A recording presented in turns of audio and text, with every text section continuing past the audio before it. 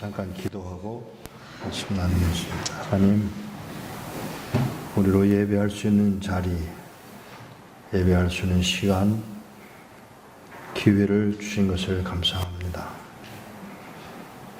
이런 축복을 누리는 저희들이 끝없이 감사하며 주님을 영원롭게 하는 삶을 살아가도록 긍휼을 더하여 주옵소서. 예수 그리스도의 이름으로 기도하옵나이다. 아멘.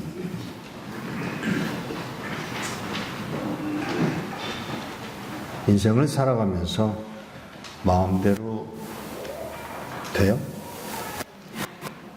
아니면 안 되네? 그렇게 생각하시죠? 안 되는 것이 잘 되는 것일 경우가 많아요. 근데 오늘은 제가 설교를 하기보다는 예화를 들어드림으로 여러분들이 판단을 하시기를 원합니다. 사역지에서 사역을 하다가 한 오랜 동안 교제를 하던 중국인 목사님, 왕 목사님 떠나면서 제가 준비 없이 봉투에다 놓지 않고 그냥 현찰을 500불을 넘겨줬습니다.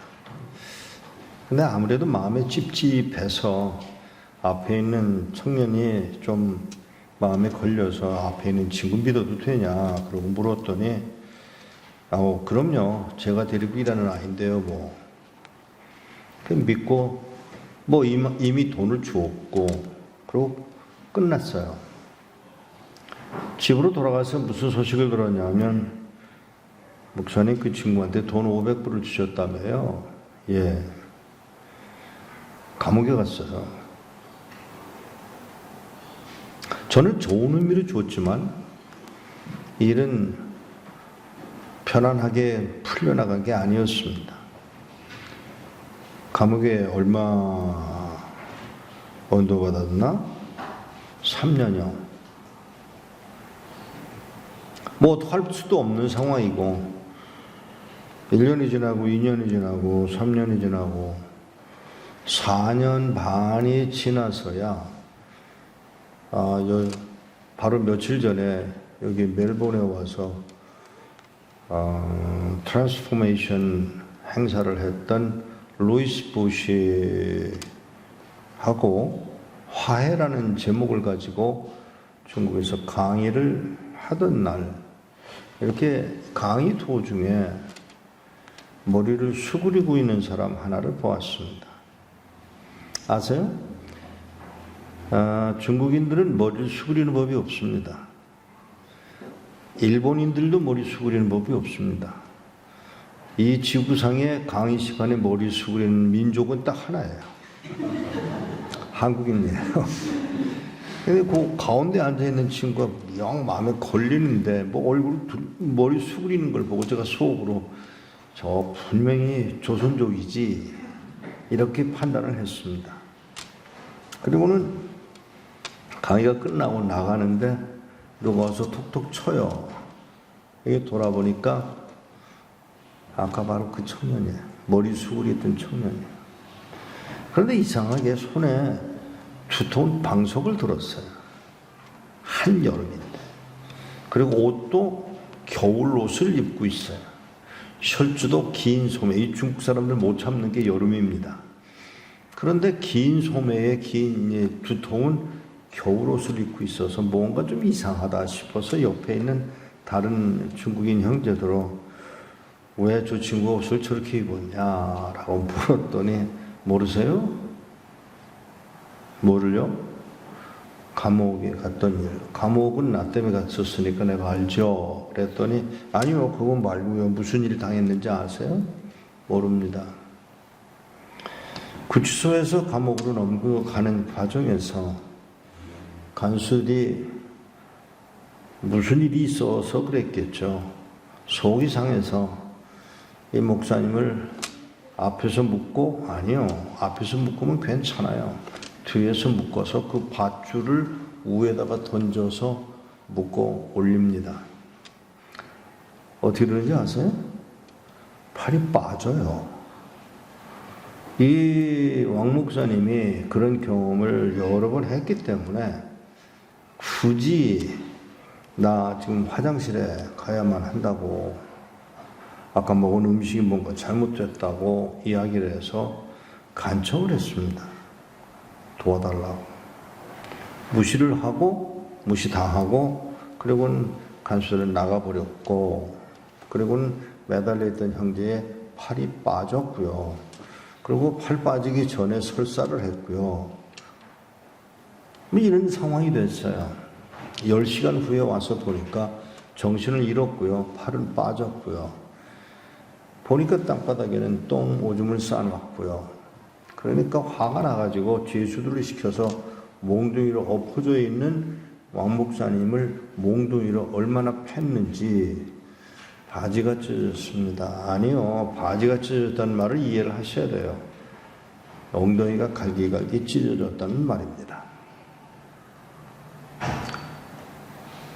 그 목사님을 3층의 꼭대기 방에다가 갖다 올려다 놓고는 방충망이 없는, 스크린이 없는 그 방에다 처박아 놓고는 놔뒀는데, 그 방충망이 없으니까 냄새가 나겠죠? 그 냄새가 나는 걸 그냥 내버려 두었는데 벌레들이 와서 알을 깔았습니다.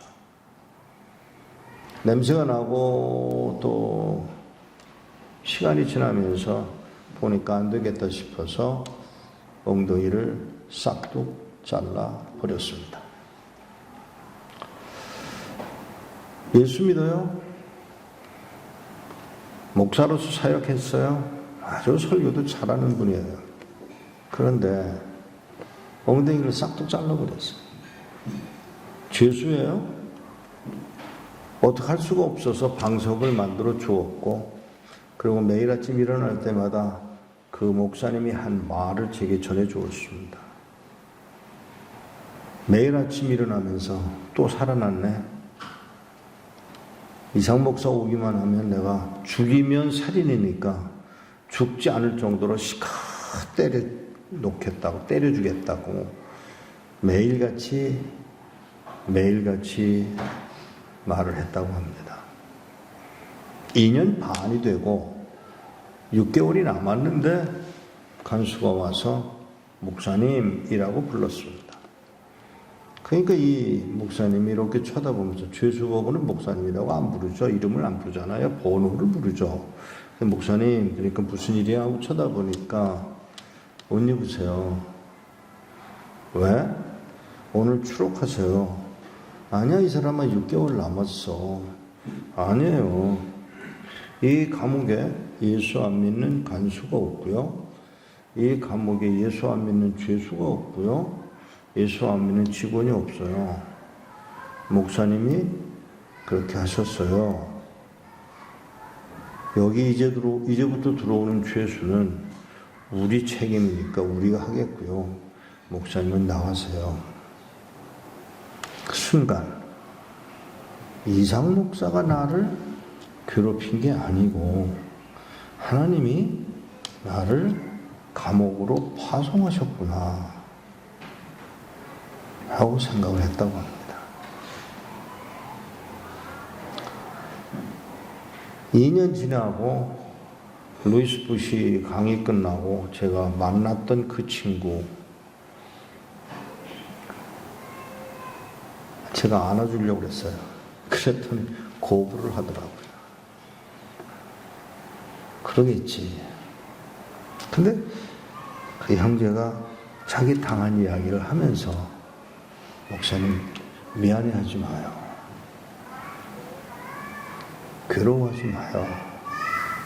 이게 하나님이 강제로라도 나를 그 감옥에 파송하셔서 2,500명의 죄수를 주님께로 이끌어오기 위한 적극적인 방법이었을 뿐이에요. 전 머리 숙이고 울었어요. 야, 꼭 이러셔야 했을까? 다른 방법은 없었을까? 개인적인 이야기를 또 하나 할게요. 여권을 신청을 했어요. 나오질 않아요. 미국에서는 여권이 신청이 됐는데 여권이 안 나오면 전화를 걸어서 이제 컴플레인을 하게 되면 그 1분당 1분이 모자라면 1분으로 취급해서 1분당 1달러씩 차지를 해요. 참 치사하다는 생각을 하지만 그래서 전화를 걸었어요. 너무 마음이 급해서 한국으로 돌아와야 되는데 연락이 이제 여권이 없으니까. 그리고 물어봤어. 왜 여권이 안 나오냐. 그랬더니 무슨 일이 있는지 아세요? 모릅니다. 워싱턴 DC에 눈이 너무 많이 내려서 국무성 직원들이 아무도 출근하지 못하게 되는 상황입니다. 눈이 녹아서 국무성 직원들이 일할 수 있게 되면 그때 연락을 주세요. 뭐 어쩔 수가 없는 상황이라서 알았다고 전화를 며칠 후에 전화를 걸었어요. 그랬더니 여권 15분 안에 전화가 연락이 안 오면 다시 연락을 해달라고. 그때는 차지하지 않겠다고. 알았다고. 5분도 안 돼서 전화가 왔어요. 제가 시애틀에 있는데 시애틀에 그 직원에게서 전화가 왔어요. 여권 찾아가라고. 그래서 여권을 찾아가지고 이제 대한항공을 타고 공항에 서울에 내렸습니다. 근데 비행기가 내렸는데 방송이 나오기를 오늘 급한 손님이 있어서 그러니까 조금 앉아 계세요 하고 방송이 나왔고 다들 기다리고 앉아 있는데 아무도 안 나가는 거예요. 조금 있으니까 또 뭐라고 방송이 나오냐면 33번 C에 앉아 계신 분 나오세요. 33번 C가 누구야? 하고 저는 아무 생각 없이 저 이렇게 올려다 보니까 제가 그 33번 C에 앉아 있는 거예요. 그래서 이제 나를 찾는 일이 무슨 일이야? 그러고 이제 나갔어요. 나갔더니 새파랗게 젊은 친구들이 머리도 깨끗하게 깎고 넥타이 매고 양복은 까만 양복을 입은 아이들이 몇 명이 서 있어요. 저를 찾으시나요? 그랬더니 예, 가십시다. 그래서 그분들에게 끌려서 서울에 있는 어느 호텔의 1419호실에 끌려갔습니다. 얼뻥뻥해서 이제 끌려간 거예요. 그래서 왜 나를 여기까지 끌고 왔느냐 그랬더니 목사님 오시기로 되어 있는 날이 며칠 전입니다. 예, 알아요. 근데 왜 이제 오셨어요? 워싱턴 DC에 눈이 내려서 여권이 발급이 안 돼서 제가 늦었습니다. 그러고 이야기를 하니까 그분이 느닷없이 뭐라고 그러냐면 자기하고 같이 온 사람들을 직원들이죠. 보고 뭐라고 그러냐면 야, 너 예수 믿어? 아니요. 나도 예수 안 믿는다. 그런데 하나님이라는 분이 저 이 목사 살리려고 눈을 내리셨다. 여권을 안 내주시려고 눈을 내리신 분이 하나님이신데 아무래도 나도 그 하나님이 살아계신 하나님이라면 나도 예수 믿어야 되겠다. 너희들도 예수 믿어라. 오늘 이 양반이 오늘 온 이유를 모르죠. 며칠 전에 있었던 일 알죠. 그게 뭐였냐면 북한에서 이상 목사를 암살하려고 날짜를 정해놓고 나왔습니다. 나왔는데 이상 목사가 없는 거예요. 며칠 지나다가 그냥 가버렸어요. 그러니까 암살 계획이 취소가 됐습니다. 근데 이 사람은 다르게 해석한 거예요. 이상 목사를 못 나오게 막으신 분이 하나님. 그 하나님이 이 목사를 살리려고 이런 방법을 썼다면, 눈을 내리게 했다면, 와, 예수 믿자. 그래서 저는 전도도 안 했는데 4명이 예수 믿은 거예요. 잘 들으셔야 돼요. 그냥 지나가는 얘기가 이게 제가 현장에서 실제로 당한 사건입니다. 저쪽에서 나를 죽이려 했지만 그 날짜에 없으므로 철수를 한 것으로 하나님이 나를 살리신 거죠. 23년 동안 감옥에 있었던 목사님이, 중국 목사님이 석방이 돼서 나오셨습니다. 감옥에서 나오시면서 철문이 덜그덩 닫히는 순간 손을 높이 들고 했던 말 한마디, 할렐루야 소리를 질렀습니다. 그걸로 끝났으면 좋은데 그 다음 한 말, 더 이상 한국 놈은 안 만나게 됐다. 이분은 왜 그랬느냐 하면 23년 감옥에 있는 동안에 4번 감옥으로 옮겼는데 4번 옮길 때마다 조선족이 이 목사님을 고문을 한 거예요. 어떻게 고문을 했냐면 땅을 파고, 목사님 보고 파라 그러죠. 땅을 파고 그리고 자기 목에 들어갈 만큼 판 다음엔 들어가게 해서 그 파놓은 흙을 몽땅 다시 눌러서 채워서, 그러면 어떻게 되는지 아세요? 그 흙이 남죠. 다 들어가질 않죠. 그냥 그걸 막 억지로 눌러서 그 고문을 계속해서 하기를 23년 동안에 수도 없이 당한 거예요. 그러니까 이분은 자기가 목사이기 때문에 고문당한 그걸로 끝내질 않고 한국 놈이 미운 거예요. 조선족이 미운 거예요. 그러는데 나는 그 내용을 모르고 뭘 했냐면 그 목사님을 감옥에서 나오셨다니까 대접을 하기로 했습니다. 양복을 해드리고 제일 좋은 선물은 사우나에 가서 오랜 동안 몸을 쉬게 해드리는 게 제일 좋은 선물이야. 그 쿠폰을 사가지고 몇 번 가시라고 이제 해드렸는데 이 목사님 보고 어느 날 좋으니까 좋은 날에 원하시는 장소에 식당을 결정을 해주시면 제가 예약을 하고 우리 선교사님들 몇 분과 함께 식사를 하겠습니다. 좋다고. 물론 그분 직접 한 얘기는 아니고요. 그분 밑에 있는 분들에게 이야기를 해서 그렇게 했어요. 날짜가 돼서 돈은 이미 다 지불을 했고 날짜가 돼서 그 식당에 가서 문을 두드리니까 문이 잠겼어요. 이상하다. 문이 잠겼네. 오늘 약속한 날짜인데 하고 들여다보니까 안에서 일을 하고 있기에 제가 사람을 불러내서 무슨 일이냐 그거 물었더니 주인이 뭐라고 그러냐면 오늘 여러분들이 오시죠. 예. 오셔서 찬송도 부를 거고 설교도 할 거고 그러실 거죠. 뭐 그럴 수도 있습니다. 그랬더니 저도 그리스도인입니다. 근데 여러분이 오셔서 그렇게 예배하고 찬송하고 그러면 식당에 온 손님들이 불편할 겁니다. 그래서요. 그래서 여러분들 식사하고 끝난 다음에 우리가 문을 열 겁니다. 알겠다고. 그런데요. 조건이에요. 그런데요. 한 가지요. 돈은 목사님이 내셨고요. 대접은 제가 합니다. 그래요. 그 무슨 말이에요? 돈은 내가 했으면 내가 대접하는 거 아니에요. 그런데 대접은 자기가 하겠대요. 근데 제가 그 말을 잘못 알아듣는 것 같은 생각이 들어서 못 알아들었다고 말하기가 불편해서 알았다고 그냥 그러고서는 식사를 하게 되는데 17명의 선교사님들하고 저하고 그 목사님하고 옆에 앉아있는 조카딸하고 이렇게 앉아서 식사를 하게 됩니다. 젓가락질을 하시는데 제일 손이 먼저 가는 게 해물이에요.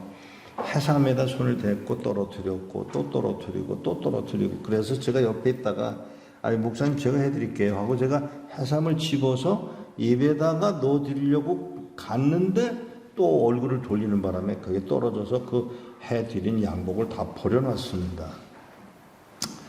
뭐 양복에 이제 드라이 하면 되니까 하고 이제 있었지만 뭔가 이상해서 무슨 일이죠? 하고 물었더니 머리를 수그리시고 계신데 뭐라고 하시는데 제가 한마디 알아들었어요. 한국어라는 말이에요. 한국어. 한국 사람? 그래서 제가 그 말을 듣고 예, 저 한국 사람입니다. 그랬더니 더 몸을 수그리시고 흐느끼시더라고요. 제가 너무 죄송하고 그래서 그냥 왜 그러시는지 내용을 좀 듣고 싶습니다. 음식이 자꾸 나오는 중이에요. 근데 이제 그 상황에서 이 목사님이 말을 안 하시길래 그 조카딸들은 물었습니다. 설명을 듣고 싶습니다. 그랬더니 목사님이 뭐라고 그러냐면 자기 그 고문당한 이야기를 하시는 거예요. 다 듣고 안 되겠다 싶어서 제가 한국 사람이니까 중국인들이 볼 때는 한국 사람이나 조선족이나 그놈이에요. 그러니까 이게 한국 사람이라는 게 불편했던 거죠. 자기는 더 이상 한국인을 안 만나겠다고 그랬는데 옆에 앉아있는 놈이 또 한국 놈이야. 지금까지는 자기를 고문한 사람이 한국인인데 오늘은 자기를 대접하는 분이 한국이니까 이 갈등이 있었겠죠. 목사님, 제가 땅바닥에 무릎을 꿇었습니다. 그 당시에 중국의 식당들은 땅바닥 질퍽질퍽 했어요.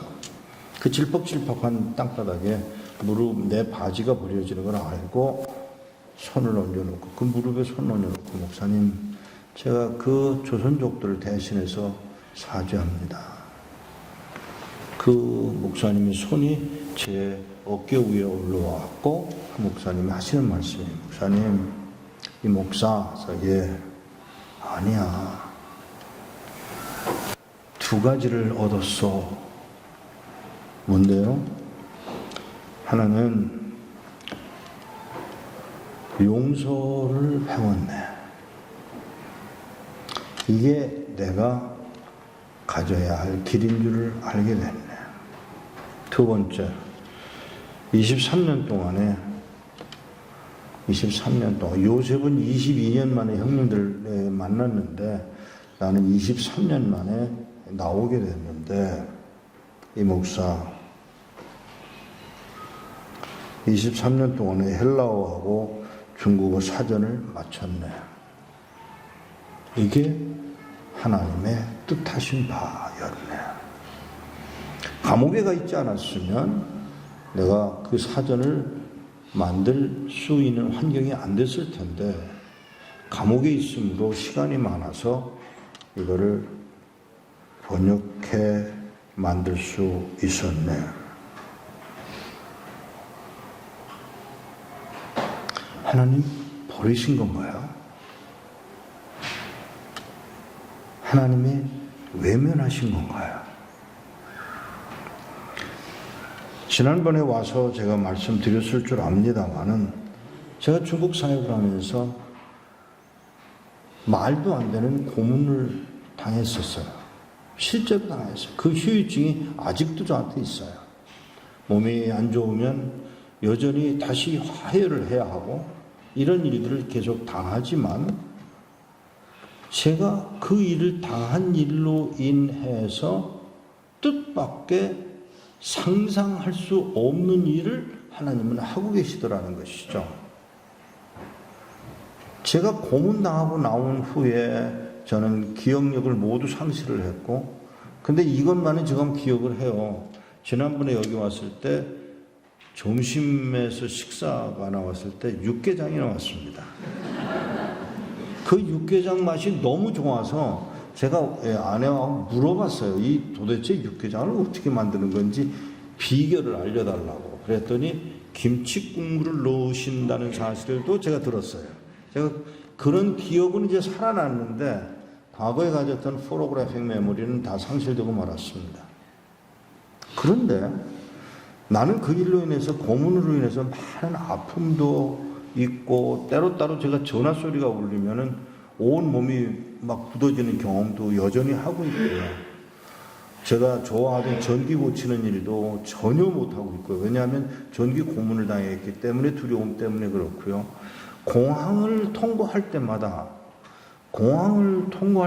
그게 국내선이든 국제선이든 상관이 없어요. 공항을 들어갈 때마다 오는 그 트라우마를 어떻게 할 수가 없어요. 두려워요. 근데 내가 목사인데도 그 두려움이 있는 거예요. 아니요, 지나간 일인데도 불구하고 두려운 거예요. 그냥 긴장을 하죠. 비행장에서 나오면 얼굴이 그냥 굳어진 상태로 나오니까 제 아내가 어떻게 집에 와서 아내를 만나고 아이들을 만나는데도 이렇게 웃지도 않냐고 그러는데 그 내용을 몰라서 그래요. 그런 트라우마를 가지고 여전히 살아갑니다. 고문을 당했던 얘기는 지난번에 했고요. 그 결과가 뭔지 아세요? 나를 고문하던 4명이 제일 심하게 고문하던 사람을 제가 만났는데 그 아내도 만났는데 놀랍게도 그가 목사가 돼 있었습니다. 두 번째, 세 번째 사람도 목사가 됐고, 네 번째 사람은 자기는 교회는 갔지만 목사는 안 됐고 그 아들이 목사가 됐어요. 그러니까 하나님이 끊을 수 없다는 사랑을 우리가 어떻게 이해를 하느냐 하면, 우리는 잘 되고 복받고 뭔가 성공하고 이런 식으로 풀어가려는 이 악질적인 의도가 우리에게 있는 게 사실이에요. 그런데 여기 보면 누가 우리를 그리스도의 사랑에서 끊으리요? 환난이나 곤고나 박해나 기근이나 적신이나 위험이나 칼이겠느냐.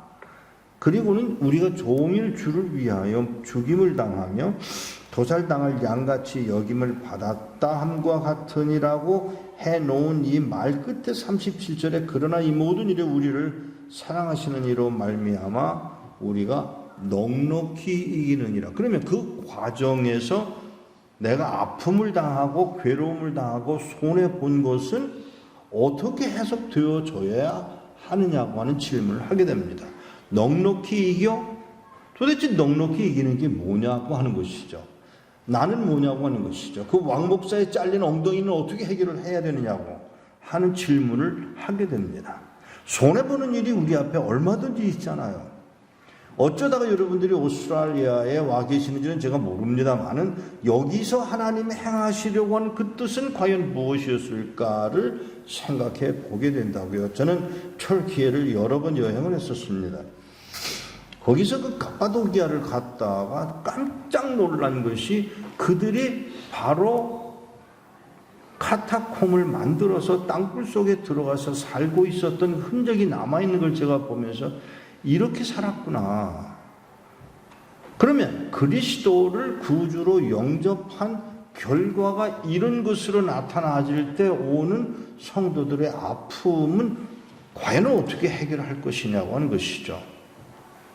생각을 바꿔야 되는 것 같아 보입니다. 우리가 종일 주를 위하여 죽임을 당하게 되는데도 불구하고 하나님은 사랑을 끊지 않았다는 것이죠. 제가 중국에서 만난 북한 성도 65명에 관한 이야기를 결론적으로 하려고 이야기를 이렇게 풀어나왔습니다. 마음대로 안 되거든요. 뜻대로 되지 않거든요. 그건 어디까지나 여러분의 생각이고 나의 생각일 뿐이에요. 내 뜻대로 안 되고 내 계획대로 안 되고 내가 요구하는 대로 되지 않아요. 그런데 하나님은 그런 와중에서 계속 이끌어가고 계시는 게 당신의 뜻을 이루어가고 계시는 것만은 분명하더라는 것을 바울은 이야기하고 싶었던 거죠. 바울은 이 편지를 정상적인 방법으로 인터넷으로 보내지 않았습니다. 베베가 숨겨서 가지고 들어갔습니다. 거기 교회를 바울이 세운 것도 아닙니다. 그 교회 상황도 정확하게 알고 있는 상황도 아님에도 불구하고 이 편지를 써내려갈 때에 바울의 그 고통이 뭐였겠느냐를 생각하게 됩니다. 고통, 아픔, 외로움, 끊임없이 당하는 그 고난들을 극복하기보다는 당연히 여기고 앞서 가고 있는 바울의 모습을 우리가 좀 이해를 하는 것이 좋지 않을까 하는 생각을 하게 됩니다. 65명의 북한의 탈북자들이 나오기를 원했습니다. 한국에 오기를 원했습니다. 그들의 소원이 한 가지였어요. 찬송 한번 마음 놓고 불러봤으면 하는 게 소원이었습니다. 오늘 성가대 제가 연습할 때 와서 봤거든요. 와, 저분들 저 평양에 보내면 딱 맞겠구만. 네? 좀 안 가실래요? 호주 여권 가지고 계시잖아요. 미국 여권은 요즘 못 들어갑니다만 호주는 막 쉽게 들어가고 쉽게 활동하고 돌아오던데 여러분 놀라지 마십시오. 북한에 최소한 500명 이상이 선교사가 사역하고 있는 거 아세요? 지난 10여 년 동안에 하나님이 저에게 허락하셔서 할 수 있었던 일이 북한의 지하교회 개척입니다. 1479개 교회를 개척을 했습니다. 안 된다고 하는 건 마귀의 생각이에요. 됩니다. 하나님이 왜 이런 방법을 동원해서 하시는지는 제가 이해할 수 없지만 하나님이 그 땅에 자기 백성들을 케어하고 계시는 것은 우리가 이해를 해야만 합니다. 포기하지 않으셨어요. 놀라운 것은 그 하나님이 여러분도 포기하지 않으실 거라는 걸 저는 확신합니다. 여러분들 좀 가시면 아예 성가대가 가셔서 영어로 찬양하시면 그 사람들 못 알아들으니까 그냥 하시면 되죠. 우리만 돼요. 이제 이번에도 제가 호주 형제를 만났어요. 저를 만나고 나서 북한 선교를 위해서 일생을 바친 형제예요. 나이가 이제는 80이 됐는데 이 형제가 하는 일이 너무나 고와요. 너무 아름다워요. 그냥 가서 호주인들만 데리고 가서 한국 애들 안 껴줘요. 한국말 알아들으면 안 돼요. 그냥 데리고 가서 가는 곳마다 설명하고 그러면서 복음을 전하고 거기서 기독해, 눈 뜨고 기독해 하는 일을 지금 35년 동안 해온 형제가 있어요. 그의 보고가 뭔지 아세요? 하나님은 북한을 포기하지 않았다는 것입니다. 사랑하는 여러분, 그런 와중에 제가 만난 65명의 성도들, 물론 만나기는 4명만 만났습니다만은 그 4명의 형제들이 원했던 게 하나예요. 마음 놓고 찬송 한번 불러봤으면. 근데 그 사람들의 요구를 들어줘야 하는데 돈이 드는 건 뭐 사실이지만 제가 도와드릴게요. 그랬더니 아니야. 잠깐만. 하나님께 기도하고 결정해. 알겠다고. 기도하러 나가서 10분 만에 돌아오시는데 울고 계세요. 왜 하나님이 뭐라고 응답하셨어요? 그랬더니 하시는 말씀이 하나님이 내가 능력이 없어서 너희들을 북한 땅에 남겨둔 줄 아냐? 그러고 물으시더라는 거예요. 잘 들으세요. 하나님이 능력이 없어서 그들을 북한에 남겨둔 게 아니라면 뒤집어서 하나님의 뜻이 있어서 남겨두었다는 얘기잖아요. 그러면 이분들이 그래도 이 할아버지는 화가 나셔서 하나님 앞에 항의를 했어요. 우리가 매 맞는 것도 하나님 뜻이냐고, 우리가 굶는 것도 하나님 뜻이냐고, 우리가 끌려가서 죽는 것도 하나님 뜻이냐고. 근데 하나님의 대답은 놀랍게도 몰라서 묻냐 이렇게 대답하신 거예요. 돌아가라는 것입니다. 제가 준비했던 돈을 드리고 그분은 돌아가시면서 저와 헤어지면서 들렸던 말 한마디. 누가 우리를 그리스도의 사랑에서 끊으리요. 바로 로마서 8장 35절을 암송했다가 그 암송한 말을 저에게 들려주는데 제가 그 말을 들으면서 떠났어요. 결과가 뭔지 아세요? 우리는 그분들이 자유로운 나라로 와서 하나님을 찬양할 수 있고 예배할 수 있고 그렇게 되기를 바라지요. 여러분도 바라고 나도 바라지만 아니더라는 것이죠. 4년 반 후에 그분들이 어떻게 되는지를 알고 싶어서 제가 갔다가 깜짝 놀랐어요. 6명의 젊은이는 끌려가는 날 몽둥이로 맞아서 즉사를 하고 59명은 4년 반 동안에 굶어 죽고 매 맞아 죽고 병들어 죽었다는 겁니다. 그 중에 3살짜리 이 할아버지 만났던 제 할아버지의 손녀딸이 있었습니다. 3살짜리도 죽었다는 것입니다. 병들어 죽었습니다.